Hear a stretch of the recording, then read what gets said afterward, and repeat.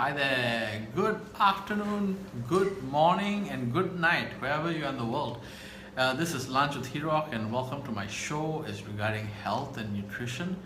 And today's topic is high glycemic index foods and which are the ones to avoid.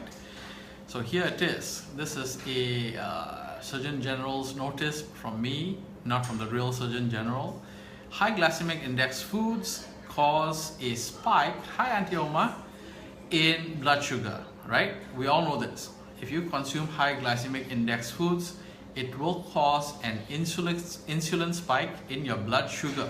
Now, what a lot of people don't know is a few things, all right? So first thing is a recent study, hygiene, welcome on board. A recent study found that high glycemic foods are a major risk factor for developing cancer in the following areas: lung, breast, prostate, and colon cancer. Why? Because these areas are highly responsive to insulin. Alright, so when insulin is produced or secreted in large amounts in your body, these areas will hurt. Hi Ray, welcome on board. So if you end up with lung cancer, breast cancer, prostate cancer, and colon cancers, please be aware that it is caused by a high insulin spike in your bloodstream and because you are consuming high glycemic index foods. Hi Adrian, welcome on board. So high glycemic index foods that you need to avoid are the following. First and foremost is sugar. As you know, fructose, sucrose, glucose are all sugars, and all sugar is sugar is sugar. Okay. Second one, flour, especially refined flour. If you buy the flour itself, the wheat itself, and then you grind it down yourself and then make it into flour and then you use it, hey, go ahead, not an issue. That's where chapati comes from. But if you are purchasing store-bought flour, which is the wheat which has been ground down and it has been bleached to make it white, it is perfectly not good for you. Hi Roger, welcome on board. So if you are consuming flour and lots of flour stuff made from flour, then you are putting yourself at risk. Number 3, rice. If you are eating brown rice, red rice, all this kind of rice, it seems to be okay. But what the rice we are talking about here is refined rice, refined white rice. So you know what it is, right? I mean, the older people like myself and people who are slightly older than me in their 60s and 70s will tell you that rice used to come with a husk on top of it, and they would grind it slowly until the husk will open up, and then you end up with the spiked rice, and then they'll continue polishing it with among the rice, and then you'll basically end up with a nice polished rice. But nowadays it's not like that. They use all sorts of chemicals and nonsense to give you the polished rice, but the polished rice, not even weasels and not even creatures will touch it because they are heavily sprayed with pesticides, larvicide, fungicide, all this kind. Hi Pat, welcome on board. So basically what will happen is these rice, when you consume it and you don't wash it properly, most people don't wash white rice properly. I know it from practice itself, all right? So in my house at least, what I do is we wash the rice at least 5 times until the water is completely clear and there's no bubbles on top of it. But if you're not doing that, you're gonna get yourself into trouble. And basically white rice in restaurants and hawker centers and food outside, they don't bother to even wash the rice. They just put it into the water and cook it. Now this kind of white rice is bad for you. Your insulin response is gonna have a hard time. Okay, what happens with this kind of rice is very simple. You consume the rice. Remember, it's got pesticides and all that, which is fat soluble. So the fat soluble pesticides will go straight away into your cell and attack your DNA. And at the same time, all this rice which is coated with it is giving you an insulin spike. And these two together is gonna hurt you. This is it. Okay, there's one more thing here which I need to bring it to your attention. And that is, a lot of people say this way and it is not true. Recently I shared an article in my timeline. It is about hereditary diseases. I use the word diseases, alright? So things like Alzheimer's and things like that, please, it's not hereditary, there's no such thing. Now the thing is like this, are you eating at home? Yes, right? We eat at home with our family and all that. So we're eating the same kind of food at home. So if one person gets cancer, is it that everybody else will have a high chance of getting cancer? Yes, because everybody is eating the same type of food at home. Hi Lizami, welcome on board.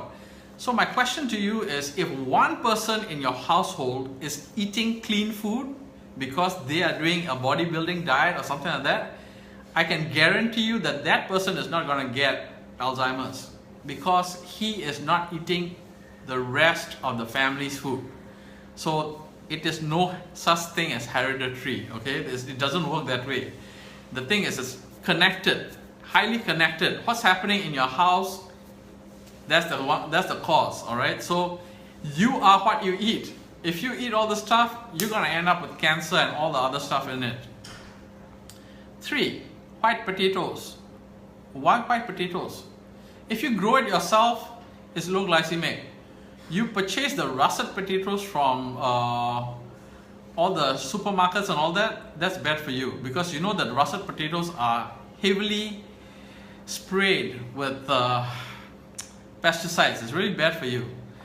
Hi Lynn, welcome on board. So 5th one, okay, these following fruits are bad for your health. They are high glycemic for a few reasons. 1, banana. 2, grapes. 3, cherries. 4, watermelon. 5, durian. Shall I continue? Okay, basically the first few fruits are they are heavily made in farms, and they are definitely sprayed with pesticides. They are genetically modified and all this stuff. So one of the things that people fail to ask questions is, what exactly is genetically modified organics? Hi Christopher, welcome on board. I will cover that in a coming lunch with Hirok. Genetically modified organics basically means that the DNA has been tweaked, or it has been spliced with other types of fruit to give it a better quality, or to give more produce, or to prevent insects from eating it. But gigantic farms will want to do it in such a way so that the insects won't even bite it. So basically the skin of the fruit is hard. They can't bite it, alright? Number 6, raisins. If you make the raisins yourself, it's fine. If you eat store-bought raisins, you are under the guise or gears of having raisins made. Hi Andrew, welcome on board. Made by using artificial sugars. So basically they marinate it in sugar and make it into raisins. So you have a sweet raisin, but it is not the dried raisin, like you take grapes and then you dry it in the sun, you end up with raisins. Not that kind of raisins. Alright, this is what I'm trying to tell you about. 7, you'll love this. Breakfast cereals. These are high glycemic index foods and you need to avoid it. They include puffed rice. A lot of puffed rice Krispies come to mind, like Rice Krispies with cocoa from Kellogg's and things like that. Cornflakes, bad for you. Number 8 is bread. If you are making the bread yourself in a bread maker or an oven, please go ahead, it's good for you. But you buy store-bought bread, it's not good for you. Hi Doris, welcome on board. Number 9, soda. All carbonated drinks with lots of sugar in it, whether it is Coke Zero or whatever it is, it's not good for you. Why? Because it's got artificial sugars and you don't want it in your stream, in your bloodstream, alright? Number 10 is cookies and crackers. How many of you love cream crackers? My mom loves cream crackers, yeah, because it's cheap. Alright, Jacob's cream crackers, you can get it in Malaysia for $2.15 for 400 grams or 500 grams. She loves it. Why? Because it's cheap. Why? Because she takes the rest of the money and she donates to the poor. I got nothing against it. I have nothing against it, but it's not good for her. She's going down with Alzheimer's and basically she's trying to forget things. It's bad for you, alright? It's bad for you. These are all the high glycemic foods you need to avoid, alright? So let me just go through the main areas. Number 1 is sugar, 2 is flour, 3 is rice, 4 is white potatoes, 5 is fruits, bananas, grapes, cherries and watermelon, 6 is raisins, 7 is breakfast cereals, 8 is bread, 9 is soda, and number 10 is cookies and crackers. Okay, what can you eat then? So low glycemic index foods that you should be eating. Sweet potatoes, hopefully you grow it yourself. I know we all live in HDB flats and all that, and we may not be able to do it, but I will find for you and post it together with this post later on today, where and how to build a vegetable garden in an HDB flat. 2, you can eat many vegetables, especially leafy greens, broccoli and cauliflower, asparagus, celery and things like that. But celery tends to be GMO, so there are those gigantic, they look like this big in width, celeries. Those are not good for you. Try to go for the organic ones, but it's expensive. I know. Organic celeries tend to be 5 times more expensive than non-organic celery, and organic celery is something like this big, and non-organic celery is like this big, about 2 meters long. So it's, you know, it's bad for you. You should be eating also steel cut oats. Remember, in one of my past Lunch with Hiroks, I've told you, if you consume steel cut oats every single day for 3 years, you'll get allergic to it. Number 4 is farro. Farro is something like a wheat, but it is lower in glycemic because it's got a lot of fiber in it. Number 5 is quinoa. Number 6 is legumes. Legumes are beans, such as lentils, which include dal, chickpeas, which is great. Okay. Number 7 is Ezekiel bread. Now, I have never found Ezekiel bread in Singapore. But in Singapore, you can get sprouted bread. So they're the same thing, alright? Ezekiel bread is sprouted bread, but Ezekiel bread is a higher quality bread than sprouted bread.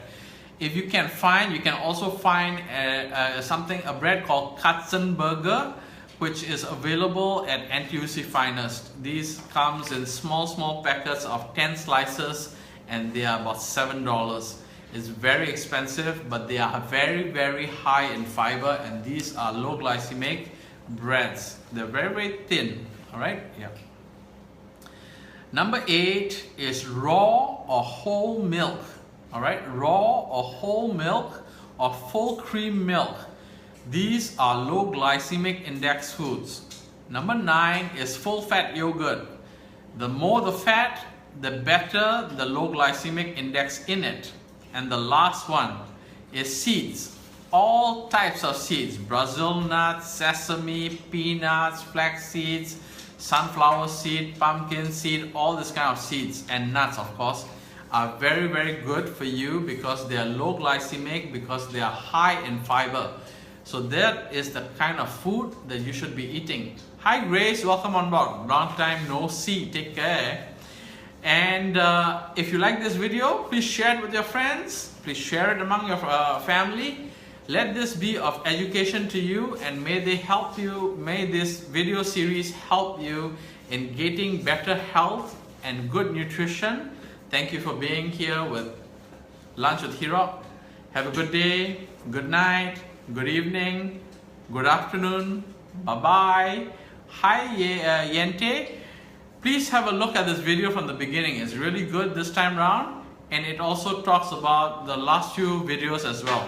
Thank you very much. Bye-bye.